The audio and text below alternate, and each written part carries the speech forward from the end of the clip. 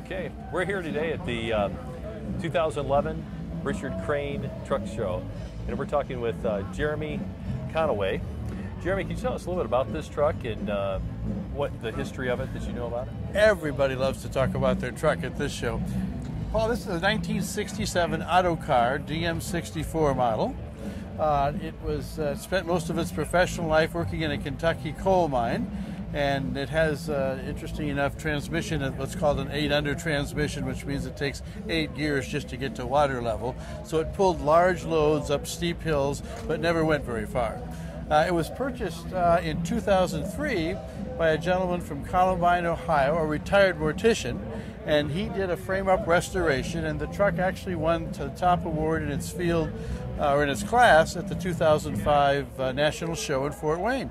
At which point my wonderful wife bought it for me as a birthday present, and we're enjoying it today. It's been totally restored. Literally all the working parts and everything else tore all the way down to the frame and built back up again. You can see everything. He's gone to a major amount of energy to the seats are the same, the floor mats are the same.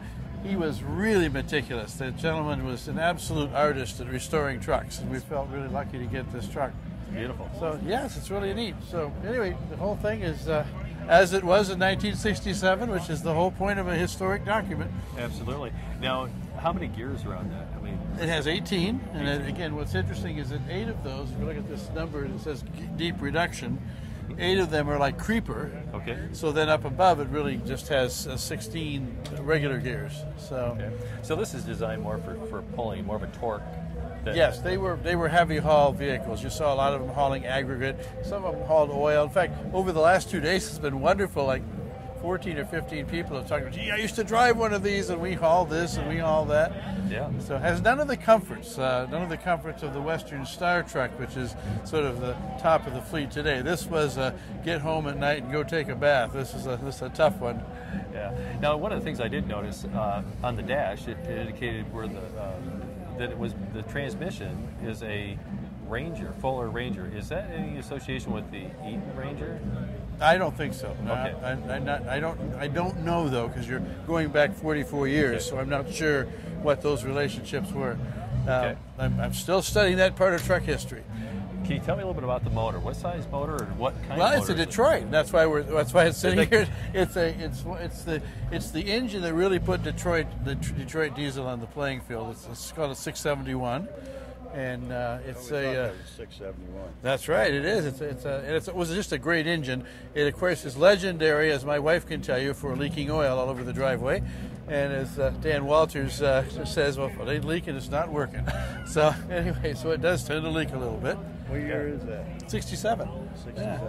One of the things I noticed about the front end, maybe you could show me or explain to me, if you know, why would they have this much of a bumper on this? Well, this, of course, the nose is the signature of an AutoCar. Okay. I mean, it has the finest nose anywhere. I mean, it really is. Okay. Now, the option here, and it's interesting that they use this, but a more common configuration of this would be to have the diamond pattern over here in square and square fenders.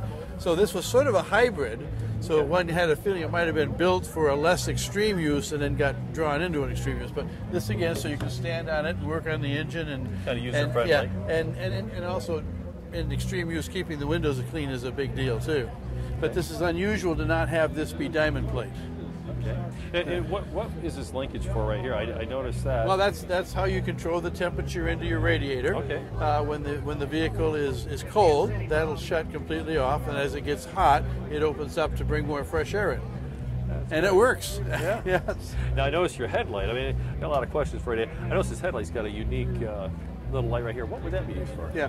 I'm not exactly sure what all this does, other than the fact that it doesn't go very far. You would not want to start down a freeway in this truck, because I think the light shines about 20 feet ahead and goes straight down. Does it? Okay. Now on these trucks, well, let me back up.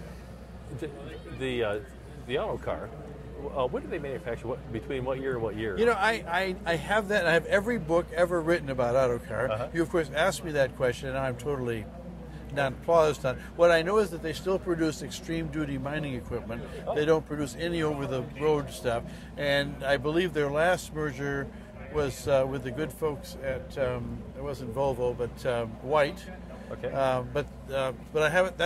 I apologize. I don't have that history nailed down. I've read all those books and haven't got it nailed down. Now, does this truck have air ride? Well, I'm sure at that time it was called air ride, but not as you would know it today. Okay, so we have spring suspension in the back? You bet. Yep. Okay. Oh, yeah. Oh, yeah. Capital S. Yeah. You drive this 50 miles down the road, and it's like a really bad Porsche. Yeah. Okay.